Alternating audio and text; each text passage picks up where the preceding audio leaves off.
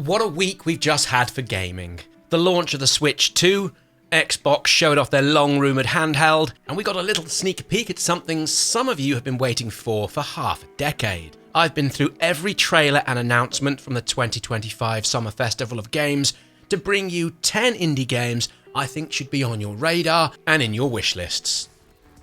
As I alluded to just a few moments ago, one of the highlights of the week was a chance to see a very small glimpse of new footage of the long-awaited Hollow Knight Silksong. While the developers didn't show off a trailer, it made the briefest of appearances in the Xbox showcase as part of their new handheld announcement. I've been through all the old footage, and I'm pretty sure there's a few fleeting seconds of gameplay here that are all totally new. Naturally, I'd love to have seen more, although after the unveil, Matthew Griffin from the developers team Cherry doubled down on this being out before the end of the year. Sure, we've heard that a few times, but perhaps, just perhaps, we're tantalisingly close to finally seeing what Hornet is capable of. Planet of Lana is getting a follow-up called Children of the Leaf, with it expected out next year. This really wasn't in any way on my radar, although it's really quite welcome, with the follow-up said to be in the same world as a 2023 original, with you once again taking on the role of Lana and her companion Mui. The sequel promises more puzzling as seen in the original. The stealth aspects are said to have been tightened up, with there also being more platforming challenges too. Planet of Lana is expected out on all platforms and on Xbox Game Pass from day one. Up next, something else I didn't know I wanted until this from 3D Clouds popped into view. Formula Legends is an arcade F1 racer with what feels an accessible take on circuit racing, using cars from present day back to the 1960s. There's a fun and enjoyable demo on Steam, and aside from the pleasant, almost cartoon-like stylings which remind me of another racer Art of Rally, the other high point so far is the quality of your fellow racers. The AI feels well adapted as they battle each other and you with deftness, precision and driving skills you're more likely to see in AAA racing games. I'm really excited to pick this up, with it supposedly out later in this year on all available platforms. Published by Wholesome Games presents, and shown off in their summer showcase, Is This Seat Taken is a puzzle game where you're needing to sit groups of people together in any given scene, such as a bus, a cinema, or of course at a wedding, with the folks involved needing to have their personal requirements fully catered for. It'll be up to you to keep like-minded people together, and those who would likely come to blows away from each other.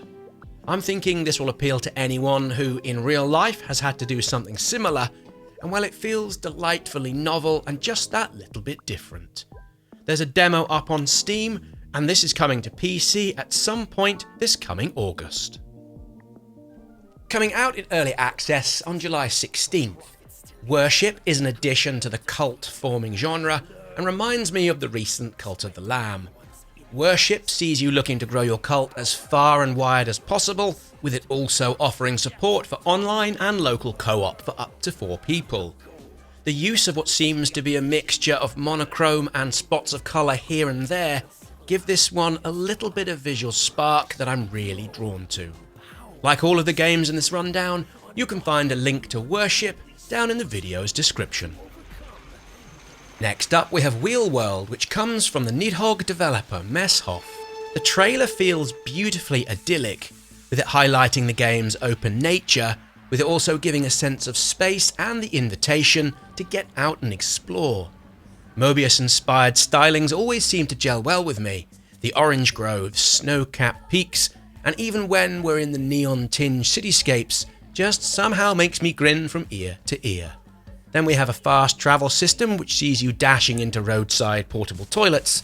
Honestly, I didn't see that coming. You'll play as Cat, where you're tasked with upgrading your bike with what are called legendary parts, while at the same time saving the world. The trailer hints at you having interactions with other riders, and no doubt the odd race to be had along the way. Wheel World launches on July 23rd on all platforms minus the Switch, with a demo available right now via the Steam homepage. coming out on October the 31st. Mina the Hollower is a 2D action-adventure.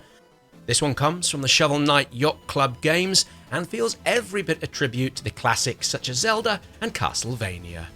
The new trailer shown off this past week goes really heavy on the type of combat players can expect, with the developers also releasing a demo which features the entire opening of the game, including the first boss battle, and so far, this all looks and plays exactly as you'd expect, with its retro vibes but modern day gameplay leanings. So far, I've only found reference to Mina the Hollower coming out on Steam, although I'd imagine this will trickle onto most, if not all, of the other platforms at some point in the future. Moving onwards to another game with a really good demo.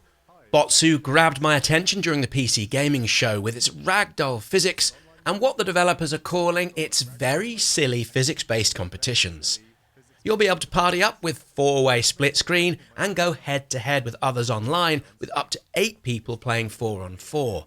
I've had a whole heap of fun playing this in couch co-op with my family.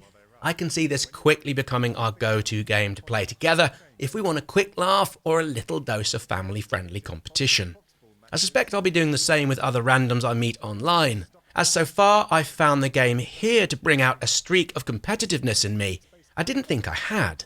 While there's no release date at present, publishers Devolver Digital have indicated this will be coming out later in the year for PC via Steam.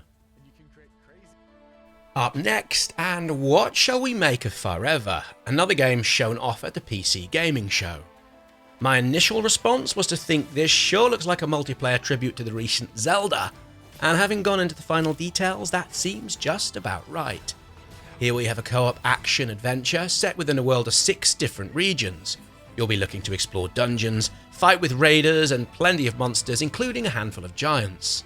I see players will be able to create their own character and give them skills and specializations to create something to fit your preferred playstyle.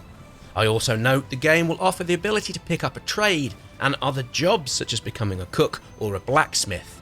This is designed to help solo players but also others you'll meet online. There's something distinctly charming about Farever, and I'll happily pick this up when it drops, hopefully this side of the new year, into early access. For me, the standout game of the entire Summer Game Festival, across all of the shows, be they AAA or indie announcements, was Out of Words.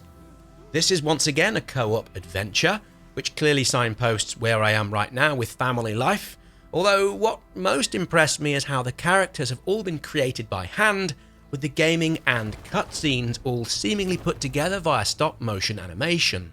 As for the gameplay, that's said to feature physics-based puzzles with platforming sections where players will need to cooperate effectively with each other in order to complete the tasks at hand. Out of Words will be online and will also offer a couch option too. I'm not the only one who thinks this might be terrific, with Hideo Kojima putting out a tweet in support of his time with the demo. Out of Words is simple, gentle, and beautiful. It's the kind of game we need in an age where we've lost the true meaning of words on social media.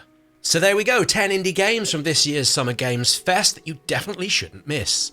If you found something new to wishlist or play, drop me a like, subscribe if you haven't already, and let me know in the comments which games stood out the most, or if there's something amazing I clearly missed.